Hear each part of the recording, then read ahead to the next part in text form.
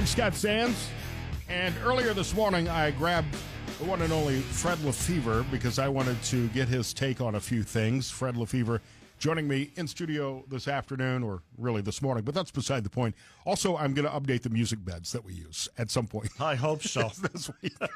We've been using those since we moved into Hinsville in May. So I'll refresh those when I get a chance in the next week or so.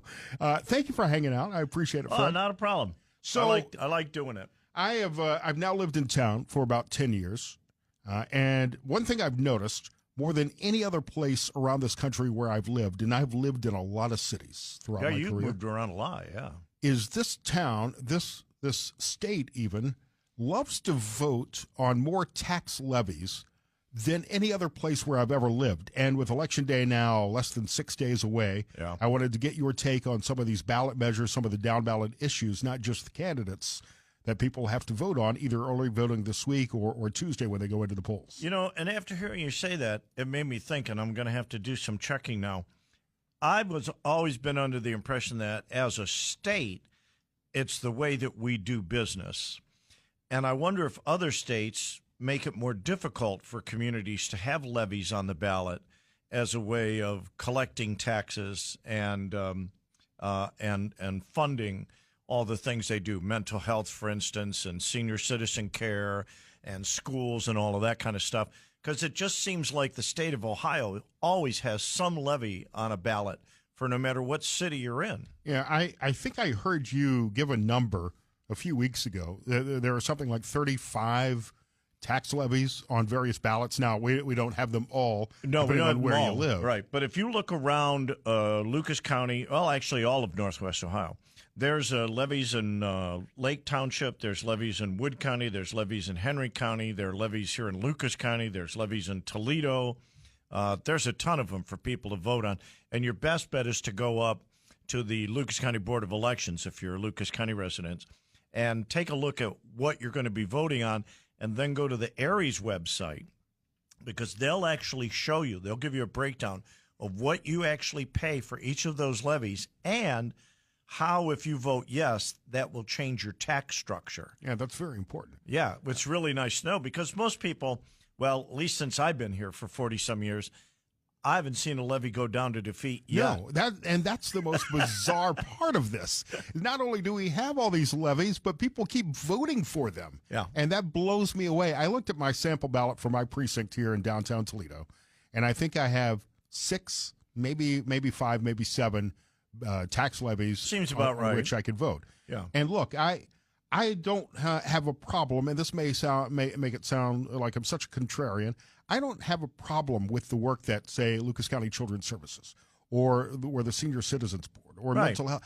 I don't have a problem. In fact, I would advocate for them, but I'm going to vote no on all of those tax levies, because why, if given the choice, would I want to voluntarily have more taxes taken out? And the thing is, and that's unusual for you because you don't own the property. Right. Well, it's all built in. Right. I rent from Commodore Perry Apartments, but the property owners are going to build that cost into their rent fee. Yeah, and people don't understand that. Too often they just forget that part.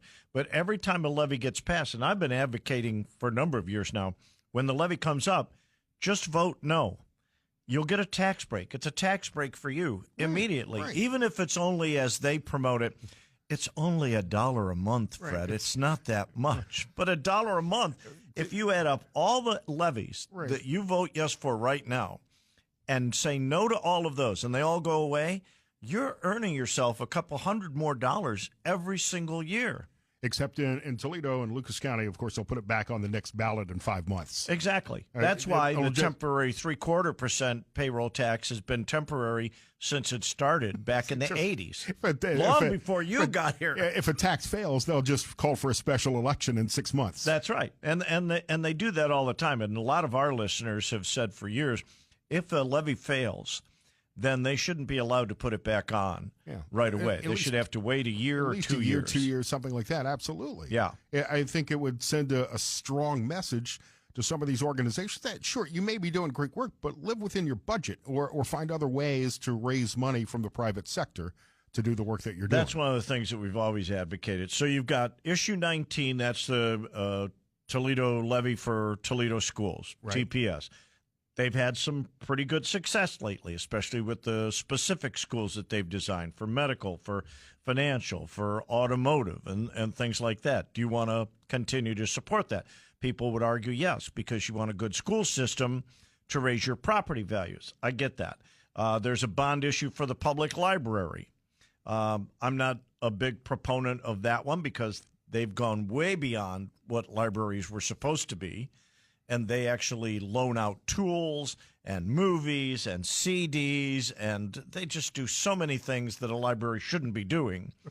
That, I mean, if you're loaning out tools from the library, why would I go to Great Lakes Rental, all right, or Home Depot, or any of those Ace places? Hardware. They're actually in competition with private business using my tax dollars. So I'm not a fan of that one. Issue 28, County of Lucas, that's a proposed tax levy. That one's for Lucas County Port Authority. You know. Yeah. Then there's another one for the Port Authority also. And some of these are renewals, and some of them are increases. Right. Port Authority can do just fine with all of the money that they're taking from downtown parking fines. They're getting a lot. That sounds like a sore spot with you. Children's Services. Right. I've worked with LCCS for a long time on a lot of different things. So is the station. They do a great job with what they're giving. But the number of kids that they serve continues to increase every single year. And they need that money to be able to handle it, unless someone can come up with a better way to take care of these kids. Yeah, I'm not a big fan of voting to pay more in taxes, period. No, and I'm not. But there are some things that I would look at and say, okay, I got to balance that out with, if we don't do that, then who is getting hurt? You know, we're talking to Fred LeFebvre here on the Scott Sands Show. The other big contentious issue in the city of Toledo is whether or not the mayor should be allowed to serve a third consecutive term. I'm sorry, you didn't ask a question. Go ahead and ask your question. and your thoughts on allowing the mayor to serve 3 consecutive terms? No, because we know it's about him.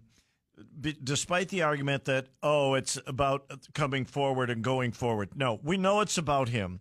He does not deserve this extra term at all. And you know what? I feel the same way. I mean, I'm a proponent now. I've not always felt this way, but I'm a proponent for term limits across the board for every office. Maximize the amount of time you can serve in an elected office cumulatively, as far as I'm concerned. I don't know that I necessarily have a problem with a mayor of a city the size of Toledo serving 3 consecutive terms. However, this is his organization that's pushing this initiative, so Wade Kapscavage can serve a 3rd term. Exactly. It has nothing to do with benefiting the city. It's all about Wade, who I personally like, but this is a personal, he's a nice guy. This is a personal mission. It has nothing to do with the best interests of the city. No, I don't believe it does either. And someone suggested the other day on my show, besides the term limits for office holders, there should also be term limits in Congress for how long you can chair and be the head of any particular committee to get those people out of there who have served for 30, 40 years as the head of a committee and control everything. Let me ask this, because I've posed this question before. If Wade Kapscavage came out and said, I will not run for a 3rd term, but this charter amendment should pass, would that change your mind about it? No, because I don't believe him. Well, seriously, that was the only reason, because I wouldn't believe him. Fair enough. Issue 1 is a big issue for the state of Ohio. I don't believe that there is any citizen anywhere in this country that loves the concept of gerrymandering.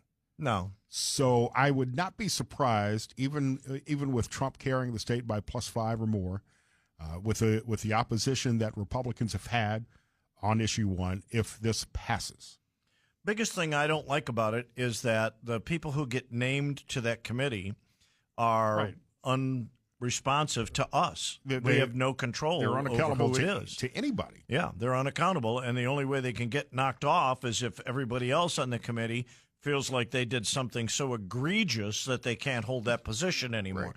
Who gets to decide what egregious is? And they're obviously not going to vote somebody off their own island. That's true. It's a cushy gig. Right. If you and get it's another layer of bureaucracy. Right. There are problems with the way legislative and congressional districts in Ohio are drawn. I admit that.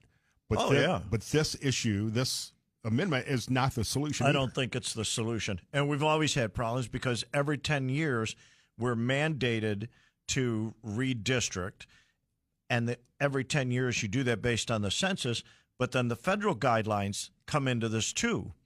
People think, oh, you can just take 100,000 people and put them in a district and 100,000 over here. No, the federal guidelines include color and ray and just how many Asian Pacifics do you have? How many of these do you have? There's so many guidelines from the federal government. It's almost impossible to do a redistricting without having an odd-shaped district. And the more illegal immigrants are counted in the census, Yep. the more we'll see demographic shifts as well. Fred LeFebvre here on the Scott Sand Show, and you can chime in as well on our TalkBack microphone. If you're streaming iHeartRadio on your phone, there's a microphone button right there. Tap that. Leave a voice message. Comes right to me. I'll send them to Fred as well. So what are you looking at for Tuesday, for Election Day? Any projections, any predictions? I'm saying 30%. Everybody thinks, everybody's going to go crazy, go out and vote. I think there's a lot of voter apathy and just a lot of people just tired of the whole thing. I'm saying in Lucas County and in Toledo, 30% turnout, which would be good for us, but still, right, 30%. Still miserable. Come on, it's miserable. You're letting everybody else make the decision for how many taxes you're going to pay, who's going to tell you what to do, who's going to create the laws. And I know we hear this every 4 years, every couple of years, most important election ever. Your life depends on this. Every single election is important. The future of the country is at stake. Yeah, it's your right. You should use it. So I am projecting a triple flip on the national side. Really? I think Trump will win the White House. Republicans will take the Senate, but Democrats will take the House. Wow. But I don't think we'll have gridlock again. Yes, but I don't think we'll know the results for days or weeks. Yeah.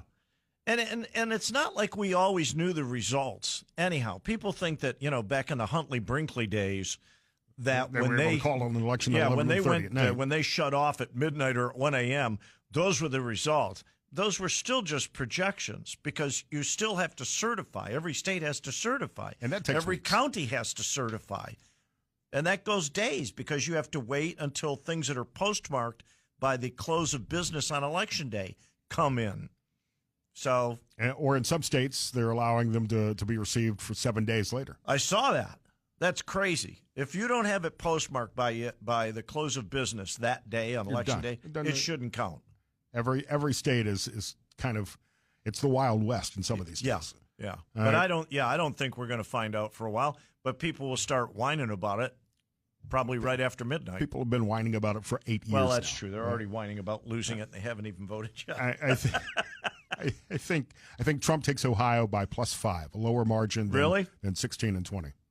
All right, we'll see. I'm not as far as it's a toss-up for me as far as Harris and Trump go. I wouldn't be surprised if either of them won. It's that close for me. It is that close. Bernie Moreno, Sherrod Brown. I think Sherrod probably. Yeah, he's got the name recognition still. Yeah, it's been hard for a relative unknown like Bernie to make an inroad, even in a state that has obvious Trump support. Yeah. And Sherrod Brown is able to disguise himself as a moderate in every election year. Yeah, and as far as Dirty Derek and Crappy Captor, again, toss-up. I mean, I wouldn't be surprised if Derek won just because she's been there so long and people really are getting tired of lifelong politicians. But she's got such name recognition, and she keeps bringing back those big plastic checks. Derek's got an uphill battle, but I think he'll get close if not actually take it. We'll have all the election coverage beginning at 6 Tuesday when the polls close, or polls close at 7:30. 7:30. But our coverage will begin at 6. Tuesday night, election night here on News Radio 1370 and 92.9 FM. Follow Fred LeFebvre, and tomorrow morning at 6 a.m. Yep.